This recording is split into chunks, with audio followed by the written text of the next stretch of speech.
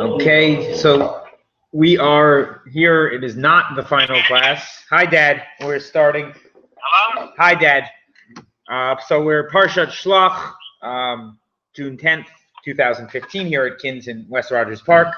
And it's not the last shiur. We're going to do at least 2 more classes. So obviously the overarching subject in this week's Sedra is the Meraglim, the spies, and the incident.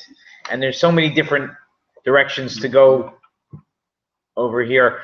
I think this shiur this week will end up coming out a little bit differently. I sort of want to stick with simplicity and really trying to just get down the basics of the language and the psychology and the reactions. The language in this parsha, there's so many different words and lines from everybody that always jump off the page every year. You know, we know the famous Shlach Lecha, right? L'tovascha, Lahanascha, for you, for your benefit. So that's Lech Lecha with Avram, right? Yeah. Over here, what's the Lecha? It's the whole congregation. Am Yisrael. It's you, but why is it using that language? You send, because Hashem's out of this picture. So Rashi points out, right, that Hashem did not generate this. Now this is strange because our Sedra starts at 798, 799. If you're interested, Yud Gimel Pasuk, Parak Yud Gimel Pasuk Aleph in the stone. Vaydaber Hashem el Moshe lemor shlach lecha anashim vayaturu at Eretz Canaan. So it certainly appears that Hashem is the one who is sending them.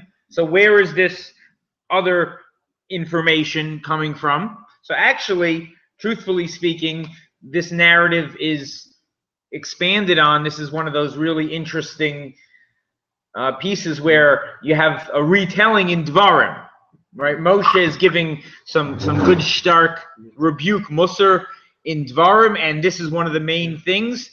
And he gives a lot more of the details, a lot more of the facts over there. And so how does it come out in Dvarim? If you want to hop over there. If not, I'll let you know anyway. But it's right at the beginning on page 944. So on 944, Pasuk Chaf Bet, right, you see Shlishi, the Shlishi Aliyah starts there. That's a good, easy way to find it on 944. So, Vatikravun Elai Kulchem Vatomu Nishalcha Nashim Lefanenu Vayachperu Lanu Esarts Vayashuvo Tanu Davar Ela Derech Asher Nale Ba Esarim Asher Navo Alim. So here, you guys approached me and you said, let's send spies, right? And bring word back, and we'll see what the practical ideas. And by the way, let's read one more, and then we can go back to Bamidbar. Vayitav be'enai hadavar ve'ekach machem shnayim asar anashim ish echad shevet. Right? Vayitav be'enai hadavar. It was good in my eyes. Moshe liked the idea.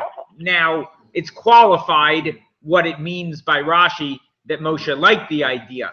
Rashi claims that Moshe didn't really like the idea. What Moshe liked was what he could do with this. In other words, you guys want to go? I'll be so confident and I'll be so optimistic and say, yeah, you want to send spies? Sure, no problem. You familiar with this Rashi, the used car salesman? If you ask him, oh, can I take it for a 20-minute drive? He says, yeah, go 150 miles an hour, take it to the mountains, no problem. And he hopes that you're going to say, oh, since you're so confident, don't worry about it. You know, I just wanted to sit in it and look cool. I don't need to actually take it out.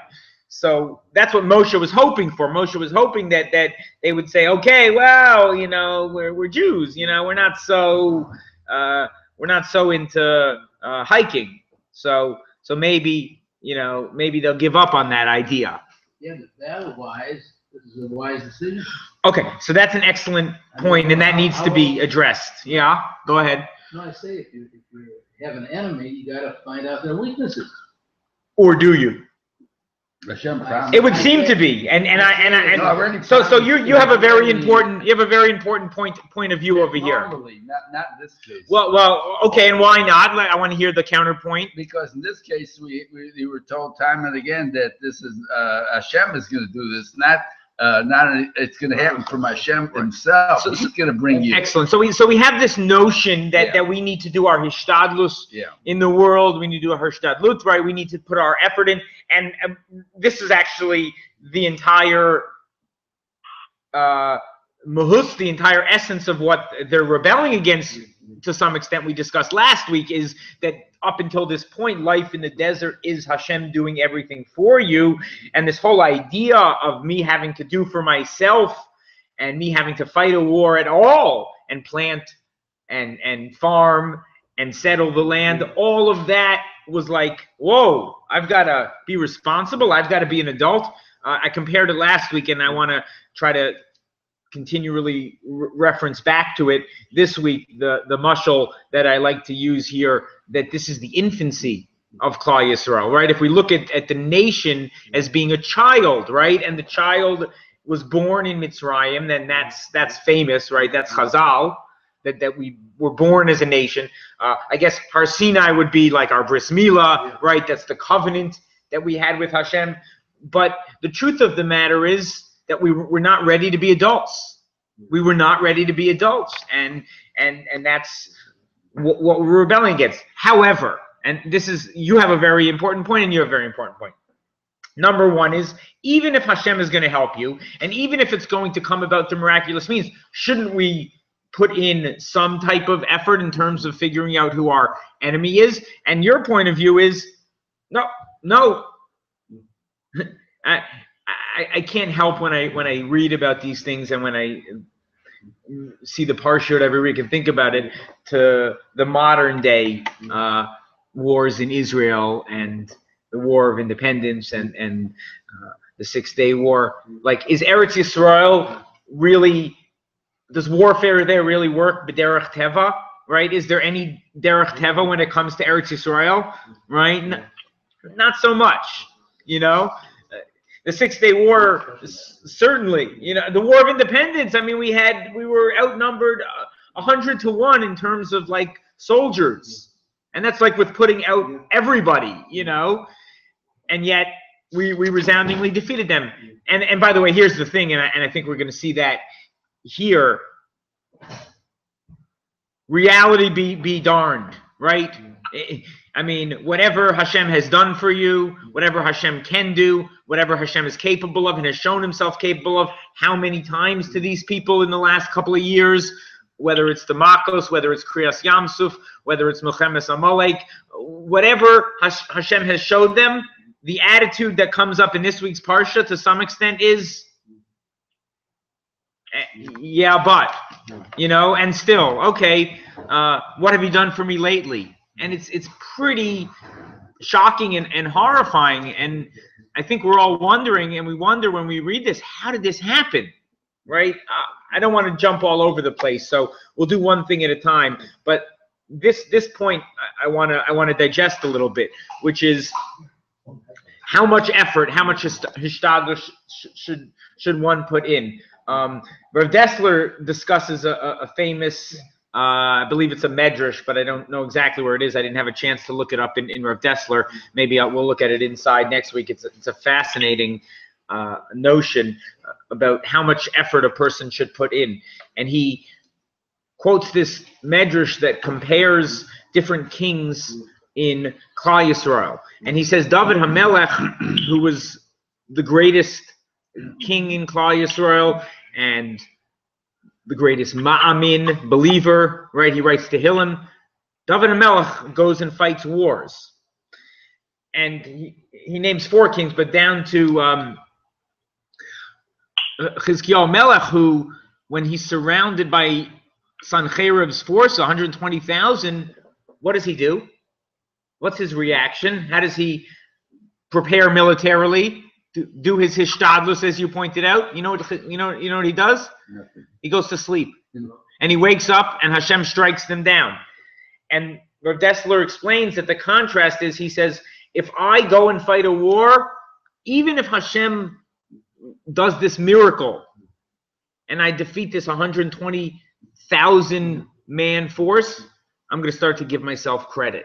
Right, I'm going to start to come into the kochi va'otzim yadi osa esachayil hazeh. Right, that it was me, my power and the strength of my hand. David HaMelech wasn't at risk for that. David HaMelech was so in tune with that Hashem is running the world that he could go fight a war, and he's not concerned. So I think it's an interesting medrash, but sort of a strange conclusion that he draws, which is that a person who has more faith can do more hishtadlus, and a person with less faith can do less hishtadlus, which is strange because I think we all have to do a lot of hishtadlus, and it could be on maybe like a national military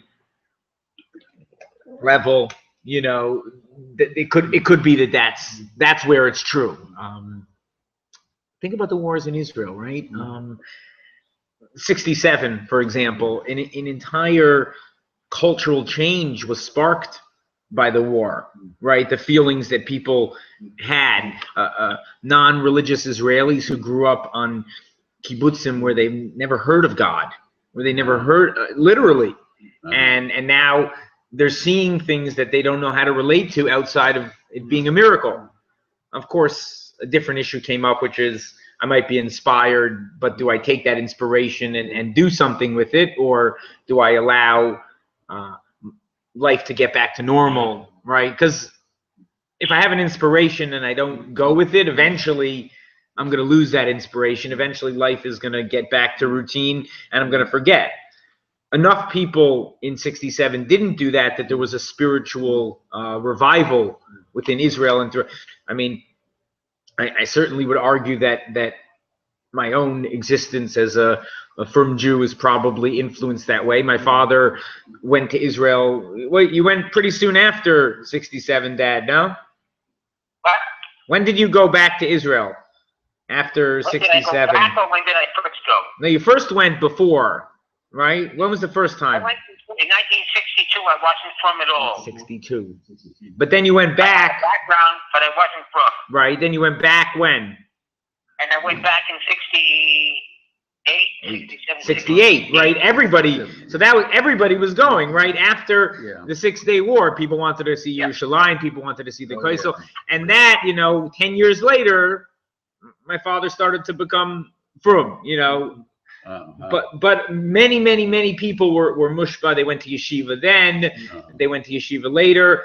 What we know as like all these yeshivot for people who don't come from, yeshiva backgrounds, all of them started after 1967, They actually all started from one place pretty much, a place called Shema Yisrael at the time, Esha Torah and Or Sameach, and all of these places, they all, because, at first we can all work together, but eventually I have my...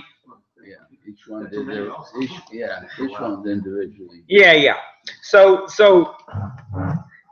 Hashem had done so much for Bnei Yisrael in the desert, and yet they're able to turn around and say things like, Perik Yudalid, when they're the national hysteria after the report. We'll jump around a little bit, but if you look at Dalid, page 802, at the bottom, Vayomru ish el achiv nitna rosh v'nashuvu Mitzrayim. Let's get another leader and go back to Mitzrayim, right? I'm sorry, Pasuk Gimel before then. Lama Hashem mevi osanu el haaretz hazos linfol b'charev sheinu v'tafenu you levaz halo tov lanu shuv Mitzrayim. Hashem brought us out here to kill us. I'm sorry, Pasuk Gimel, Parak Yud Gimel, Pasuk. I'm sorry, Parak Yud Dalid, Pasuk Gimel, and then Dalid on 802. Hashem Hashem wanted to kill us with the sword, and our wives and children are going to be taken captive. We should go back to Mitzrayim. I mean, we've heard this before, but it's still shocking, right? It's still pretty shocking. How is it, I ask you, that they could desire to go back to Mitzrayim?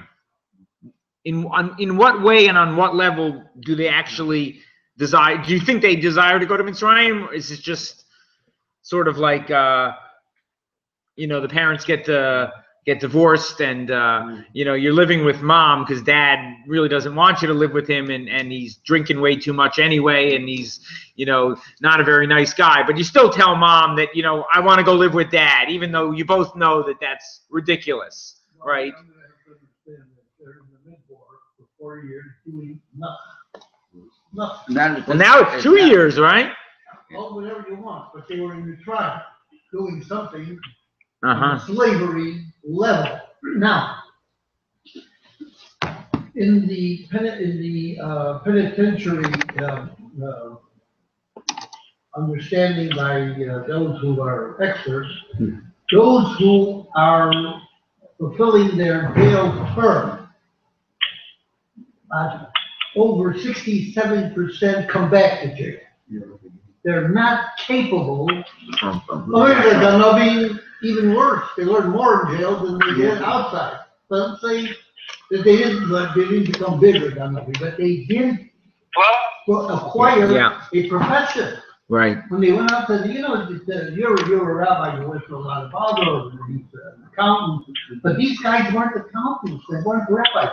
When they went out into the desert, or the prisoners went out of jail, they were lost. This is a different world that you're putting them in. Right. And it's not easy to live in an entirely different world. Yeah, I mean, this is sort of what I had referenced before in terms of their being born as a nation, but really they stayed in the child state. They weren't ready to graduate from there. Some people refer to it as a slave mentality, right? In other words, they were Call it however you want. They were comfortable being slaves. They couldn't adapt. They were used to it. Yeah. So it's interesting because there's fear of my enemy, and there's fear of Hashem punishing me if I don't do the right thing. But the fear you're talking about is a different type of fear as well. That's self-doubt, right? Fear of, I can't do this on my own. I'm not capable. And that, I think, is more prominent here really than anything else. A legitimate fear. That's the point. Legitimate. Interesting. I wanted to ask you that. Of all the things that they claim, and we can look at it inside briefly, although it goes on, but if you want to look at the report, it's on page 800, starting at the very bottom on Chaf Zion, right? We could just look in the English so you could read through it, right? So yeah, they start off on the positive. It's flowing with milk and honey, and look, this is its fruit, which the Pasuk reports. I know it sounds like a medrash, but the Pasuk reports they were large enough to have to be held on poles, etc. But then they start the people are so powerful, and the fortified cities, and they're giants, and there's so many different. And Kalev says, no, we can do it. We can ascend. We can conquer. And they say, no, we can't. They're too strong. And it devours its inhabitants. And the people are so big there. And they looked at us like we were grasshoppers. So my question is, I mean, you asked the question, is it true? Are they lying? Is their report accurate or not? And if it is accurate, then what's wrong with what they're saying? No, it's actually not accurate. The giants weren't that big. The trees were not that Exaggeration. rooty. But in the coward's mind, he sees differently. The He's mind. telling the truth. Being a coward, he appraises and he from his own understanding, it's different than the logical. Where do you see this in the psukim? Because I think there's a hint in the psukim. I think there's a hint. Oh, I'll show you right here. Yeah, no, hold on one second. But that's earlier. I'm talking about. They said There are giants there, and we're like grasshoppers. They're Well, not yes, grasshoppers. thank you. This is it. Here, I want you. Do you believe they're grasshoppers? You and I disagree. Look at Pasuk Lamed Gimel. Look at Pasuk Lamed Gimel. It's very interesting. Pasuk Lamed Gimel on 802. V'sham ra'inu et hanefilim b'nei anak min hanefilim. Right. So we saw the Nephilim, who were the sons of giants, however big they were. Let's not get into that yet. No, it was coming. But after, what does it say? It says Nehi be'einenu kechagavim, or as the Yemenites say, chajavim, right?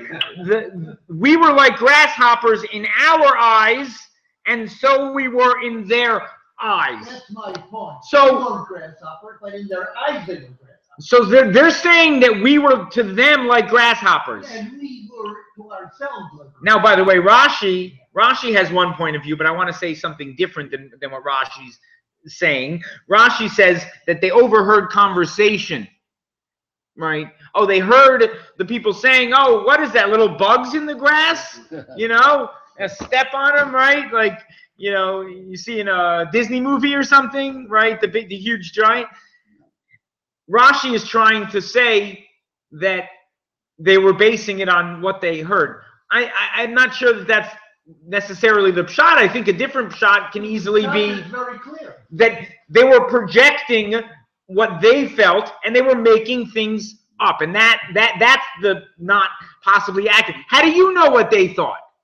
How do you know how they perceived you? Well, it says, the Pasuk says it specifically. Says what? That in our eyes we were like grasshoppers. And so we were in their eyes because we thought of ourselves as grasshoppers. We projected onto them that they thought we were grasshoppers. The main thing is, in our eyes we were grasshoppers. Well, but I think what you're saying is true. In other words, again, from Vader's eye, we perceive ourselves that way, and then we assume they do. When they see a coward, then they say, "We got it." Oh, see, that's an interesting point you're making. I grew up in Manhattan, in New York City, and I always used to walk anywhere in the city at any time of night. And people always said to me, "Aren't you scared? You know, there's rock." And I said, "I'm a native, so I'm not scared because I know it's my city. I walk around with confidence, and nobody ever looks at me twice because they see somebody who is confident and knows where he's going. But a tourist or somebody who looks like they feel like they don't belong or they're nervous, so then somebody's going to jump right on them, right?" No. I was in a fight with a guy.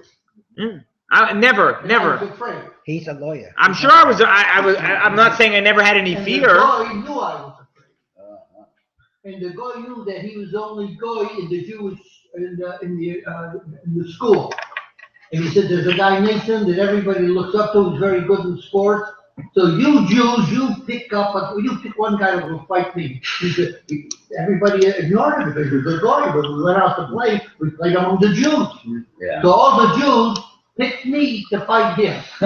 Not only were they afraid, but I was afraid too. Sure. I want me out. What am I going to tell you? I'm not gonna tell you. I was shivering. This is when the Jews were all the boxers, you know. Yeah. No, but 99% Jews, one guy, and everybody was afraid. Oh, every Jew was afraid. So here's the thing. You know, the Ramban and the Akedat Yitzchak as well, right? The Akedat Yitzchak as well. They say that the sin that they were involved in was that they didn't simply report the facts. They editorialized, so to speak, right? They went from being reporters or journalists to being op-ed columnists. And by the way, I find this fascinating because, and I've focused on this a few times in my Jewish history course and when I give history classes, to me this is all journalism pretty much nowadays, and a lot of history, unfortunately, is people giving opinions in the guise of reporting. And if you, like me, have a little bit of a history in journalism, or even like probably all of you guys have been reading a newspaper your whole life and you know how to read a newspaper, you see how it is. You see how you can not claim to be reporting the facts, but slanting it, right? Subtly slanting it. My father taught me to read the New York Times when I was 8. So I know what a newspaper should be saying. I know what facts are, and I know what, and the amazing thing is, this is the exercise I did with the students, take the same event, the same story from different sources and see the subtle different ways that they're reporting allegedly the same facts. And again, unfortunately, with history, I was showing my students the David Irving trial, which I just read another book about, and he was sort of trying to claim, well, history, just different perspectives. And what they proved, actually, if you're familiar with the trial, this was the Jewish woman in one of her books, Deborah Lipstadt, who worked for the Holocaust Museum and taught at Tulane. She called him one of the probably the biggest Holocaust denier out there, and he sued her for libel and Penguin Books. What did he sue her for? What? Yeah. In England, he sued her in England for libel, for Okay. libeling him, for calling him a Holocaust denier. By the way, just so you should know, a Holocaust denier, the definition of a Holocaust denier, I found this very interesting because it can be actually very confusing, especially to a layman. The definition of a Holocaust denier is not that you say the Holocaust did not happen. It's that, right, it's that you say, oh, they didn't use the gas chambers. Oh, it was a million, not 6 million. It's enough to change some of the real basic fundamentals to be called a Holocaust denier. And by the way, this guy David Irving was not always a Holocaust denier, which became clear. At certain points, he was just the lover of Hitler, and then he developed into a Holocaust denier. But the thing about him, which they proved at the trial, was he was taking data and corrupting it, mistranslating texts, and cutting and pasting to get the story. And this is what the Miraglim are doing, right? The Miraglim are taking the pieces that they want for their agenda and reporting that, and not reporting. I'm sure that the Miraglim could have given hours and hours and hours on the beauty of the land and the expanse. And I mean, Eretz Yisrael is an amazing land. We all know that, in that it has basically every different climate within Eretz Yisrael, right? I mean, okay, it was a little smaller then, but I mean, nowadays you have the Hermon in the north, you can go skiing, and the desert in the south, and you've got rainforest. I mean, it's amazing what you have in one land. They somehow didn't manage to report any of that. What are they reporting? They're reporting, there was a lot of funerals there. Yeah, you know why there was a lot of funerals? Because Hashem put some dead giants so that they wouldn't be worried about the spies, right? Hashem sprinkled a little plague there in Israel to keep them distracted from you, so that, the counterintelligence of the Canaanim wouldn't be looking for you guys. And yeah. What the Miraglim did is that they didn't fulfill their position. When I tell my secretary, hey, go out and buy me some stamps. I'm out of stamps. Go out and get me the kosher place, and get me a couple apples. Their limit as agents, which is like a spy, call it, it's an agent. What are spies? Miraglim have a connotation of an agent. An agent cannot go beyond his sphere as an agent. Now, what they did, they became analysts. Beyond their sphere, and they're acting like Moshe now. Moshe's the one who's going to take all the information. They're being analysts, right? And yeah, like you said, don't go beyond your authority. You're a shaman, you're a janitor. Don't go beyond it. And that's exactly the thing. They're telling Moshe, however, I'll give my opinion now. We don't want your opinion. Give us the facts, what you saw. What you saw. And not only was the opinion an opinion, it was an opinion as to the very purpose of the spies. They did everything. They took the jurisdiction of Moshe away from him. And That was the law. yeah, There are other things. rebelling against Hashem, rebelling against Moshe. There's some other crimes. Good. Go within your sphere. And here's another thing, by the way. Let's say you were going to be an analyst. Let's say you were going to be editorializing a little bit. Pretty much in every situation that you have, in every circumstance, you can always look at it this way or look at it that way. I'll give you an example over here in going to look at the land and spy out a land or see a new land, okay? You're talking about encountering a new culture that you're unfamiliar with, right? So what pops into my head? You know, racism, xenophobia, all of these horrible things. In other words, I can always say, oh, it's a new culture. Maybe they have some interesting and delicious, you know, different type of foods that we can learn about in music and culture. Or I can have this attitude, they're different. And anybody who's different, I don't want to have anything to do with, and I'm not interested, and I just want people who are like me. So the point is framing it. How am I framing it? Am I framing everything in the positive or in the negative? The same facts, right? The same facts can be packaged in a positive or in a negative. And you hit the exact point. You take the facts and let Moshe figure out how he will appraise it, how he will change it, how he will color it. Just give him the facts. Because listen to the commentators on Channel 5, 5 and 7. Right. They give the news. They say, listen, we don't give our opinion. I want you to know we give you people to talk about thousands of people. Yeah. We give the facts. And that's exactly what they're supposed to do. But they don't. They but at least they know it. They know what they should be doing, right? And we'll let the people take the facts and do what they want. And by the way, Moshe is the perfect person. I don't know why I was saying that.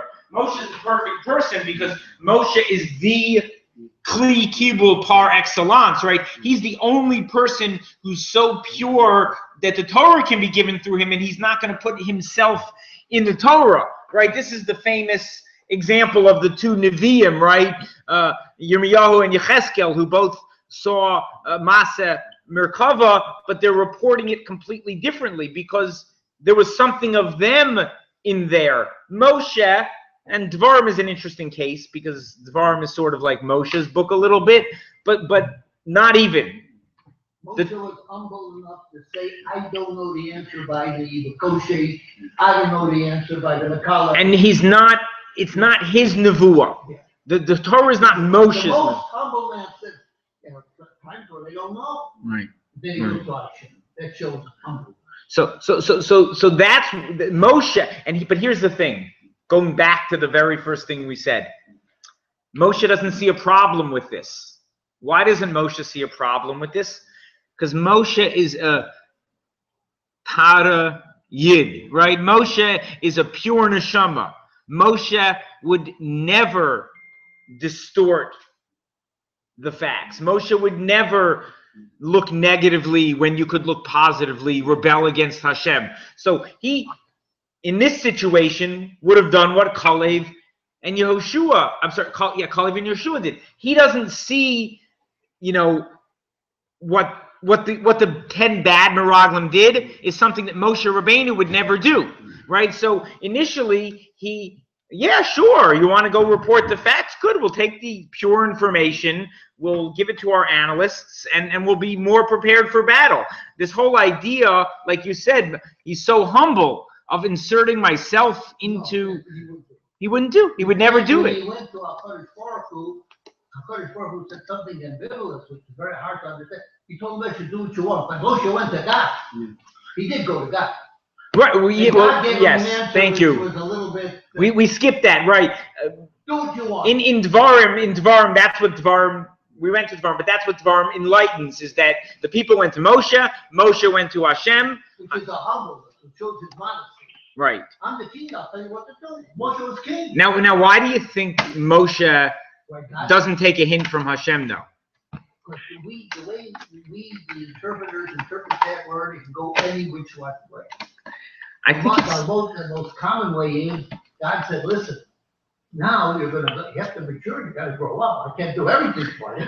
Yeah. And I think Moshe always, and we see this again in this week's Parsha after the sin, Moshe always saw the best in Klal Yisrael, right? And this is what makes Moshe the most incredible leader, is that he always focused on the positive of Klal Yisrael. Even in their worst moments, he tells Hashem, don't destroy them because you can't. I don't want another nation. I want this nation. These are the ones that I love. And they're rebelling against him. They're trying to replace him, and he's defending them.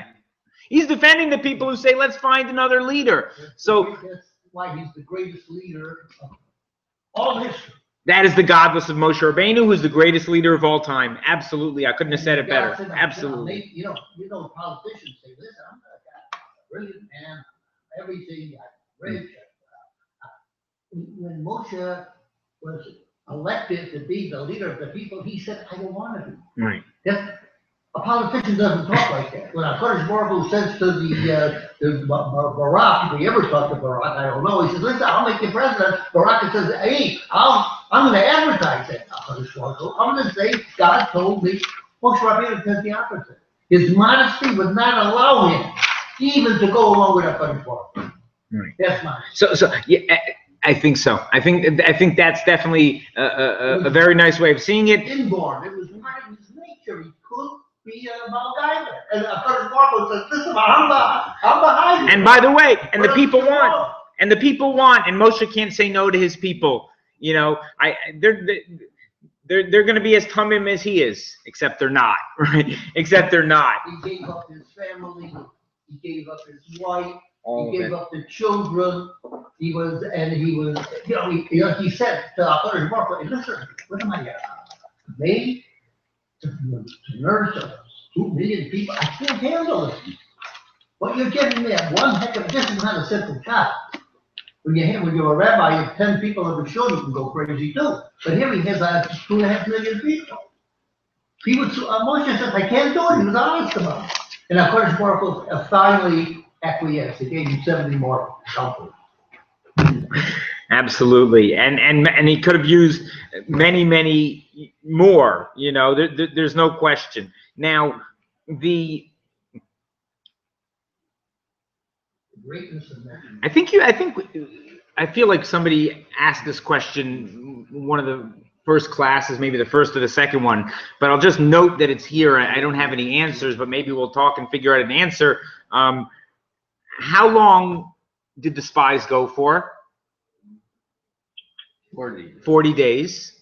And the term, which wasn't really 40 years, but it's stated as 40 years, because really this is now the second year, so it's really 38 more years, right? And we have a couple of other 40s as well related, right? The Mabul is 40, Har Sinai is 40. So this 40 of this 40-day keeps coming up again and again. It's interesting to note, and I'm not sure what it is, but I can tell you one thing: it's dafka, right? It's not lav dafka, right? The fact that this number keeps coming up again and again and again, the Torah is trying to tell us something, right? The Torah is connecting themes, and I don't mean in like some silly, Hasidic Torah sort of way, like, oh, Moshe is found in the Mabul, and now I'll find a hint to Moshe's name in the Mabul. Yeah, and no, like a fundamental idea within there, but huh? It's all wet. It's all wet, exactly. I was raining at Har Sinai, right? There was thunder and there was thunder and lightning. Now, the punishment is given. Although I have a question, by the way, and this is again for people who sometimes take the words of the Torah 100% literally, which doesn't really work. The Torah says who's going to die and who's going to live. Who gets to go to Eretz Yisrael? Everybody under 20, right? Just the adults are being held responsible, which is a good thing, right? But who else? Kalev and Not that no exception. Kalev and Yeshua, right? Are exceptions. Are the exceptions, right? Is it just Kalev and Yeshua? Well, the women, Well, why the women? The women weren't involved in the national hysteria? they were not involved in the Eagle. Okay, maybe, but first of all, according to Chazal and the numbers hinted at in the Torah, it was only a couple of thousand in the Egel, right? Nobody did anything about it. You can't stand by and. Okay, so the women didn't do anything about it either, according to What that. are they supposed to do, the woman? They should, on a riot, it's like a Well, if you've riot. got a couple of thousand people worshiping the Egel, and you've got 2 million people saying, "Oh, I can't do anything about it," so again, I think the couple of thousand may have been active in terms of doing it, and everybody else is sort of like, "Well, I don't want to stop it, but I don't want to, get hands-on." The women do die out, right? I don't think the women all survived this 40 years. So was it just the spies and not the Chet HaEgel at all? I think the combination, the combination of both, I think, applies. The way we spoke about that last week or 2 weeks ago, that this was Hashem held off on the punishment of the Egel, but now that they did the Chet HaMeraglim, now he's going to be punishing them for both in combination. Okay. Right. We never recovered from that. But Moshe, interestingly, was not culpable in the Egel, but Aharon was. But as it stands now, is Moshe going to be going into Eretz Yisrael? Well, he had another problem with the stick hitting the rock. But that didn't happen yet, right? So it did happen eventually. Right. So, but it didn't happen yet, and Hashem is not going to. We're not. Gonna, so the Torah is saying Kalev and Yeshua. Why? Because Kalev and Yehoshua are the two spies who didn't sin, so they're going to get special name. But is it 100% exactly just them? I would say no, because if that was true, then Moshe would have already been eliminated. And what's the punishment that he gets later for hitting the rock, right?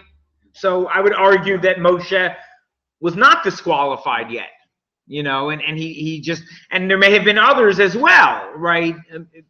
Other miyutim, other great leaders who were not.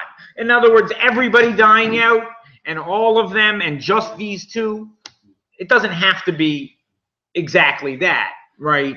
Just like when we count the tribes, it wasn't all, it doesn't always end in a zero, right? It's not dafka, right? They weren't like, oh, okay, we got to kill 6 of them so we get an even number here for the count, No, chas v'sholom, right? No, we're rounding up or rounding down. This is the Rebbe Yishmael that the Torah speaks in Lashon B'nai Adam. Here also, it's a specific mention for these two who deserved it. Now, think about this, right? Yehoshua and Kalev, they're standing up not only against the whole nation, really, but against 10 other leaders, 10 other chashuvim, right? On the other hand, for Yehoshua, it's sort of obvious, right? I mean, Yehoshua, and by the way, you want to talk about the combination, Yehoshua didn't sin at the Chet HaEgel. Why? He wasn't there. Because he stayed at the foot of the mountain, because he said, I'm not leaving the foot of this mountain until my Rebbe comes down. I'm not going back to the camp without my Rebbe. What are you, crazy? Who knows what they'll do over there? They'll probably build a golden calf and start worshiping it. I don't know if he figured that out, but he wasn't Navi. So Yeshua waited, and he wasn't involved in that one either. How about Kalev? I think there's a medrash that Shiur was Kalev involved there as well, right? Yeah, they did try to get involved. That's when Shiur got killed. Kalev was, I think, married within the family of. It's Miriam's husband, right? He was part of the Moshe regime that didn't bow down to the Egel. Right. In a sense. Yeah. So it's not just. It doesn't happen today. It's not, good morning. I'm going to stand up for this against the world. I mean, think about it in a different context. People who make great changes in the world and in the history of the world, in a small scale America, civil rights movement, something like that.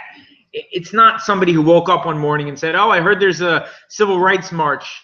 Let me go get arrested and hosed down, even though I'm I don't know, let's say a Rav, some of the Rabbanim who marched." It was people who that's exactly who they've always been, and those principles of freedom and those principles of civil rights and not treating other people differently and not being racist.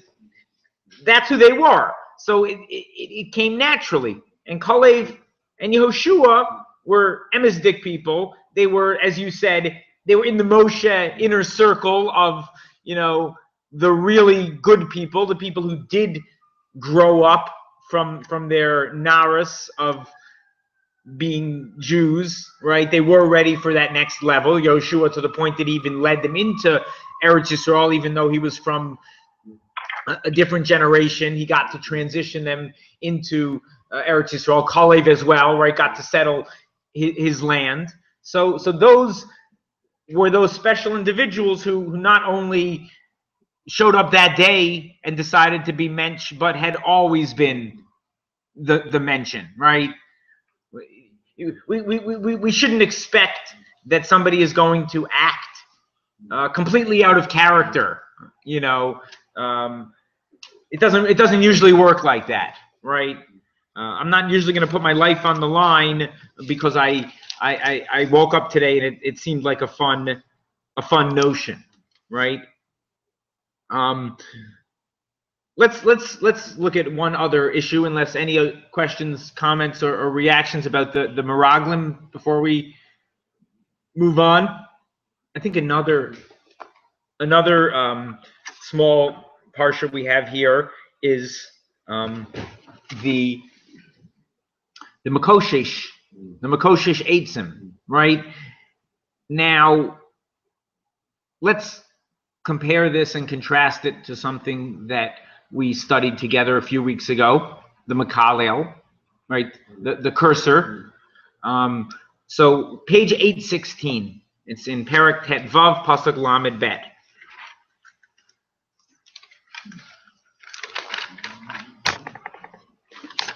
Right at the top.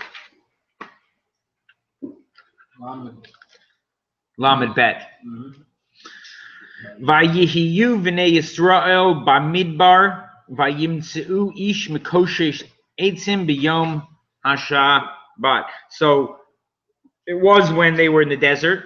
Like, I don't know where else you thought they went. Maybe they went on vacation for a few weeks. And they found a man gathering wood on Shabbat. Vayakrivu oto hamotzim oto makoshes eitzim el Moshe vel Aaron vel kol ha'eda. Vayanichu oto b'mishmar ki lo horash ma ya'aseh lo. So far, they took this person. What's his name? Doesn't say, just like the Mikalel. We're not here to embarrass him. We're not here to embarrass his family. We're here to report something to learn from. There's no reason to get personal. So they brought him to Moshe and Aaron. They did not implement mob justice, okay? And they placed him b'mishmar. They placed him in some type of guard, custody. Also the same thing they did with the Mikalel, right? Why? Because they didn't know what to do. Also, like the Mikala. So we're going to get now very similar. We're going to ask Hashem for direct din over here. Apparently, as many times as Shabbat had been taught, where's the first time that we're told Shabbat is officially taught to the nation? Even before that, by Mara and Shelach, right? That's why we say the Shev Mitzvahs B'nai Noach, Shabbos, Bris Milah, a couple of things were taught there, including already Shabbos. But apparently they didn't cover the punishment for Chilul Shabbos, right? It's interesting. Now, Vayomer Hashem el Moshe motu mataish rugomotoba avanim kol ha'eda michutz lamachaneh. Right, so you got to put him to death. Everybody should pelt him with stones. Normally, by the way, and this is different, they said over there, I believe, that everybody who heard him curse Hashem. Here it's everybody. Okay? Now, Vayotziu oto kola edel mechutz lamachane vayirgem oto ba'navim vayamut kasher tziva Hashem Moshe. So why did they do it outside of the camp? One question. Number two, why is everybody doing it, not just the ones who... Number three, we've talked about before the idea that the death penalty in rabbinic law is marginalized to the utmost, 770, never, and yet here in the Torah we apparently right off the bat have a case of it, right?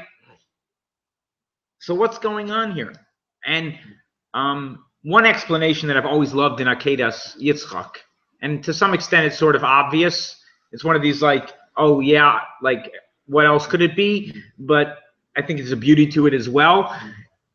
Everybody's always bothered. How could Hashem ask Avraham to sacrifice Yitzchak? How could he ask him to do such a thing? And how could Avraham say yes? This was the mode of worship at that time in the world. This is what everybody was doing. And the lesson that Hashem was imparting to Avraham was specifically not sacrifice your son, but I don't ever want you to sacrifice your son. I'm the God who doesn't believe in human sacrifice, right? By taking Abraham to the precipice and stopping him, Hashem is saying, this is not how we do things. I'm showing you that, and you showed me that you would have do whatever I say, even though it didn't make any sense to you, right? There's a rarely quote the Zohar HaKadosh, but I'm not so into the Kabbalah, but a Zohar I saw once, the Zohar says that Avram, the Yisa Einav, Bayom HaShlishi, Vayisa Avram es Einav, Avram raised his eyes on Yom HaShlishi. So the Zohar says, what's Yom HaShlishi? Yom HaShlishi, Avraham, Yitzchak, Shlishi is Yaakov, right? So he says that Avram was looking and he says, you promised me that Bnei Yisrael is going to come from Yaakov, from the Shvatim.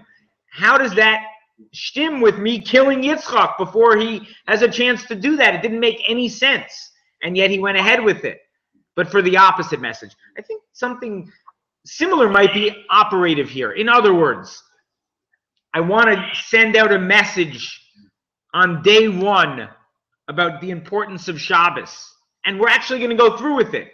Just like I killed Nadav and Avihu because I could not allow the Mishkan to get off the ground with the exact opposite of the truth, which is I decide how to serve Hashem, whatever I want to do, it's all about me. If the Mishkan had started and Nadav and Avihu hadn't been punished, Avoda never would have gotten on track, right? The fact that we're merciful, the fact that the Rabbanim, that Chazal say we don't want to do the death penalty, it's so rare that the death penalty comes, was only facilitated by day one. The Torah is saying, off the top, we're going to take it real seriously, we're going to do it. Everybody is going to do it, not just some people. Now, why is it outside of the camp?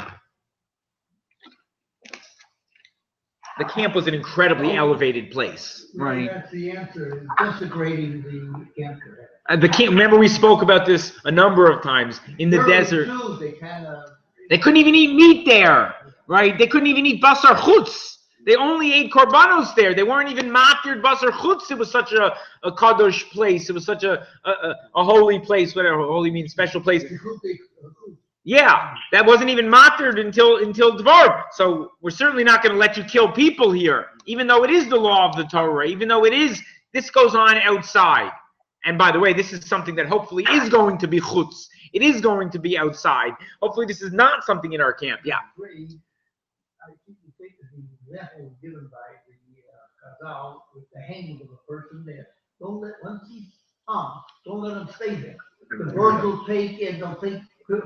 He's not hung. He's not hung. There's no hanging penalty. Whatever it is. They kill him and then they hang him, right? But they say get rid of the body because if his body is desecrated, yeah. Desecrated in the holy part of the land becomes tummy. That's tummy mace. That's the most severe tummy is a mace. So we see that the land has its holiness. And they try to take anything that may be tummy to get it out of the land. And by the way, that whole, it's interesting you mentioned this din. It's a fascinating din of hanging the person after you do the other death penalty, right? Huh? Avodah Zarah. For Avodah Zarah, you need to make an example, right? So you stone him, but you need to make an example. You need to show this person was killed for Avodah Zarah, but we're not desecrating his body. We're not letting the birds get to his body. We're not making fun of him. We're not going to leave it 2 days. You take it down before the next day. You don't disrespect the body, right? Do you recall the German soldier that killed all the Jews? They had a trial talking about Eichmann? Eichmann trial when he was found guilty. I just read a book on it. In a biplane. The plane was sent out into the Right, they ocean, dumped it in the ocean, right? and when the plane got back, they destroyed the plane.